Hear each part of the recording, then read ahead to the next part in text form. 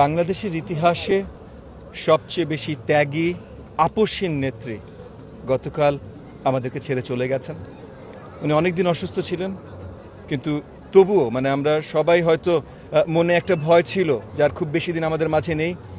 তবুও যে কান্না, যে অশ্রুপাত উনার চলে যাওয়াতে, এটা আসলে বাংলাদেশের ইতিহাসে আর কখনো হয়েছে বা আর কখনো হবে আমরা জানি না।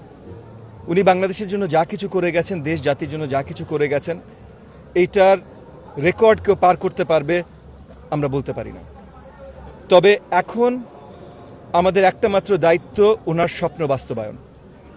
ওনার রুহের মাগফিরাত কামনা করব, ওনার জন্য দোয়া করব, কিন্তু ওনার জন্য দোয়ার সবচেয়ে বড় বহিঃপ্রকাশ হবে উনি সারা জীবন যেটার জন্য দিয়েছেন, নিজেকে নিয়োজিত করেছেন, দেশ ও জাতি, বাংলাদেশের গণতন্ত্র, সেটাকে বজায় রাখা, সেটাকে জীবিত রাখা, সেটাকে সচ্ছল রাখা, সেটা আমাদের দায়িত্ব। এবং এটা রাখার একটা মাত্র উপায় এই মুহূর্তে আমাদের সামনে আছে, সেটা হলো উনার সুপুত্র জনাব তারেক রহমান, তার হাত শক্তিশালী করা, ছায়ার মতো তার পাশে থাকা, তার যেইটা লাগবে। কারণ দেশ পরিবর্তন, বেগম খালেদা জিয়ার স্বপ্নের বাংলাদেশ, শহীদ প্রেসিডেন্ট জিয়াউর রহমানের স্বপ্নের বাংলাদেশ গড়ার দায়িত্ব এখন এই দায়িত্বভার জনাব তারেক রহমানের ঘাড়ে। জনাব তারেক রহমান যেন সঠিকভাবে এই দায়িত্ব পালন করতে পারেন, ছায়ার মতো উনার সাথে, উনার সহযোগিতার জন্য, উনার যোদ্ধা হিসাবে, উনার কর্মী হিসাবে এই দেশের সকলের থাকাটা প্রয়োজন বলে আমি মনে করি।